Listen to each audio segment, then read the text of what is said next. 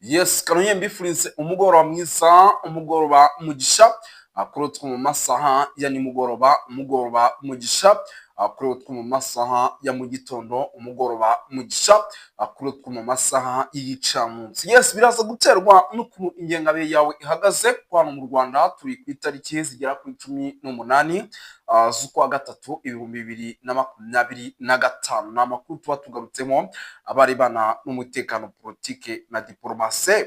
Muri no minsi rero dukunze kwibana mu gihugu cy'u Burundi, ngira ngo mwamaze kubona ko ibintu byamaze kuba biba ibindi bindi, ndetse ibintu byamaze gufata indi ntera hagati y'igihugu cy'u Burundi ndetse n'igihugu cy'u Rwanda. Tugiye kuba rero tubyinjiranamo tubiva imuzi n'imuzingo, ariko mbere yo kugira ngo tubyinjiranemo hari ibyo turi bubanze kubumvisha. Munyemerere rero abari ahitwa muri Coline Munanira, abari ahitwa muri Coline Munigi, abari ahitwa muri Gitega, abari ahitwa muri Coline Mushejuru badukurikira ari benshi bibereye Gitega, babari mu bice bigiye bitandukanye, Bujumbura, babari rwose za Cibitoki, za Kirundo, turasuje cyane. Ariko kandi no hirya no hino mu gihugu cy'u Burundi turasuje cyane, badukurikira ari benshi, by'umwihariko bari mu bice bigiye bitandukanye, by'umwihariko kuko babari hano mu gihugu cy'u Rwanda, babari mu gihugu cya Repubulika ya Demokarasi ya Kongo, babari mu gihugu cya Kenya, Malawi, Tanzania ndetse na za South Africa, badukurikira bari mu bice bigiye bitandukanye. Mw'Imana mwe turasuje aho muri hose ku mugabane w'Uburayi, mu ntara gatandatu, diaspora, Canada, Australia, turasuje muri za Aziya, abantu bibereye hano muri Amerika, abantu bari za Canada, akudeshapo aho muherereye hose. Turagarutse rero, tugarutse mu makuru arebana n'umutekano, politike na diplomasi. Tugiye kuba turebera hamwe rero uko umutekano w'igihugu cy'u Rwanda ndetse n'igihugu cy'u Burundi ukomeje kugenda uzamba, bigendanye n'amagambo akomeje kugenda atangazwa, byaba mu mbwirwaruhame zigiye zitandukanye zikomeje kugenda zigaragara, by'umwihariko mu gihugu cy'u Burundi. Turaza kuba tubyinjiramo tubiva imuzi n'imuzingo, turaza kugaruka gato ku cyitwa imyiteguro idasanzwe noneho yamaze gufata indi ntera. Ubu tuvugana ibintu byamaze guhindura isura, igihugu cy'u Burundi gikomeje kugenda kigaragaza. Hari ibyo ngiye kuba mbakina mukabyumva gato. Turaza kuba tugaruka ku makuru agaragaza buryo ki ubugambanyi bukomeye cyane bukomeje kugaragara muri leta y'u Burundi, ndetse ubwo bugambanyi bukaba bukomeje kugaragara mu nzego za gisirikare ndetse no mu nzego za guverinoma cyangwa se za leta zisanzwe. Ibyo byose turaje tubyinjire, muraza kumenya byinshi bikomeye cyane. Turaza kuba tugaruka ku makuru menshi agiye atandukanye, turaza kwinjira za Bujumbura tubabwire uko situation ihagaze, tubabwire ikijyanye n'umutekano muke ukomeje kugenda uhabarizwa, ese impamvu ni iyihe. Ariko biraza kunsaba kwinjirana by'umwihariko aya magambo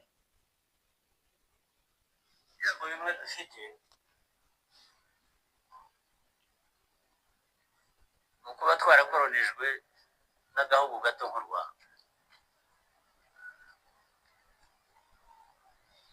ndetse ako gahugu kagatema u Rwanda kakarucamo ibice kugira ngo rungane nkako.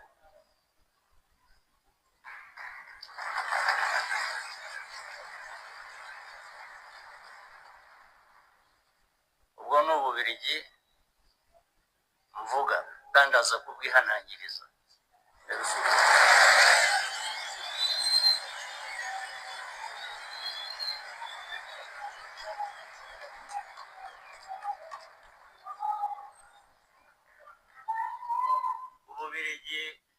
Yes, aya ni amwe mu magambo rero His Excellency amaze iminsi avuze. Ni amagambo yavugiye mu nama n'ubundi iba yateranye, ikunze guterana. Ni inama yo kwegera abaturage, ni inama yabereye mu mujyi wa Kigali. Rero mbere yo kugira ngo dukomeze gato, itonde mbanze ngere ikindi mwumvisha. Ingabo ngo z'u Rwanda zirakomeye, niyo mpamvu naje ingabo mfise baje.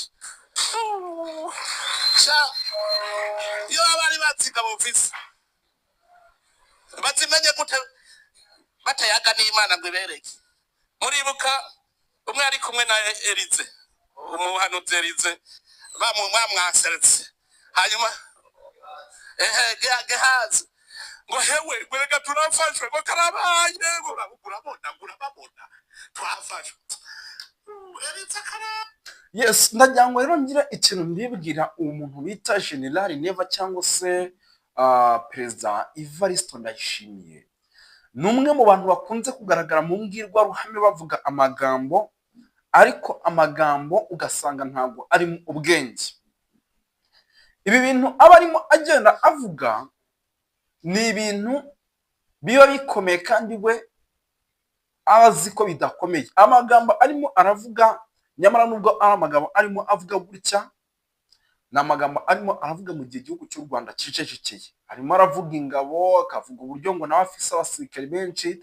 Ibi bintu byose birimo biraba biri kuba mu gihe igihugu cy'u Rwanda kiturije cicecekeye, kirimo kirarebana ibyago n'iby'ibihugu biri kubibafatira bihano, nabo bagiye icyo babitangazaho. Gusa ariko ugasanga byaba igihugu cy'u Burundi ndetse hamwe ntashidikanya ko cyanashutswe, kigashukwa n'igihugu cya Repubulika ya Demokarasi ya Kongo, icyo kigagomya kuzamura kinavuga amagambo menshi kandi atari meza ndetse ashobora no kubagiraho ingaruka. Uretse kuba ibi bintu bikomeje kugenda bivugwa, ngira ngo mu mbwirwaruhame nyinshi Perezida Evariste Neva cyangwa se Perezida Evariste Ndayishimiye akunze kugaragaza amagambo menshi cyangwa se kuvuga amagambo menshi agaruka cyane ku gihugu cy'u Rwanda. Ibi bintu rero ntabwo ari byiza ndetse kandi ni ibintu akunze kuvuga inshuro nyinshi ntanasubizwe, ndetse igihugu cy'u Rwanda kikaguma kikituriza, kuko n'ubundi ntabwo u Rwanda rukunze kuvuga byinshi ku bijyanye n'umutekano, akenshi ukunze kuzamba cyangwa se kugaragara yuko ari muke mu karere.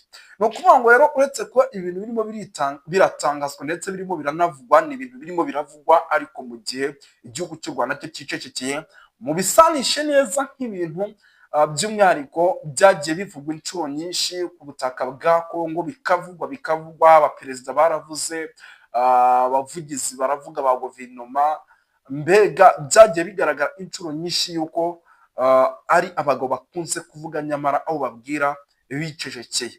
Ngira ngo ibi nibyo birimo biragenda binagaragara no hirya no hino, ndetse byatangiye no bigaragara kuri kote y'igihugu cy'u Burundi. Andi makuru adasanzwe, reka yenda ibi tureke kubyinjiramo cyane, ngira ngo mwamaze kubyumva uko situation ihagaze.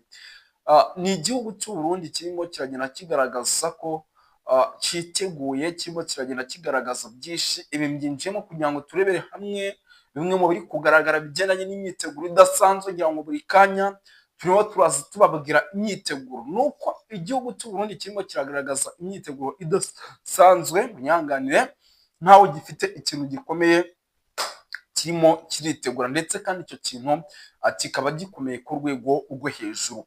Nk'ubu munyemere mbabwire yuko amakuru ndimo ndakira ni amakuru akomeye cyane arebana n'umutekano, politiki na diplomasi, yemeza ko na n'ubu icyitwa imbonakure zikomeje kugenda zinjizwa.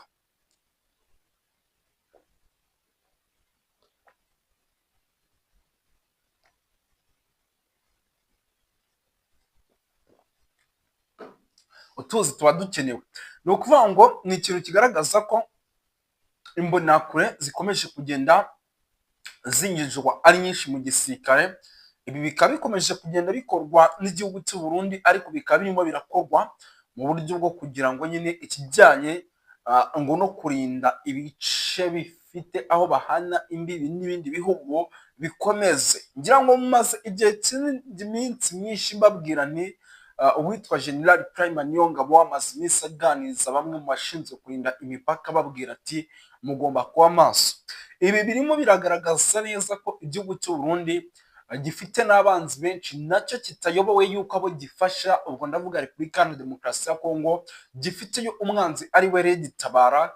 Ni igihugu cy'u Burundi gifite abanzi benshi kwa buriya butaka, na n'ubu gikomeje kugenda kigaragaza inshuro nyinshi ko gishyigikiye leta ya Kongo isa n'isa gishobora kugira ingaruka cyangwa se gishobora kugira ibibazo bikomeye cyane.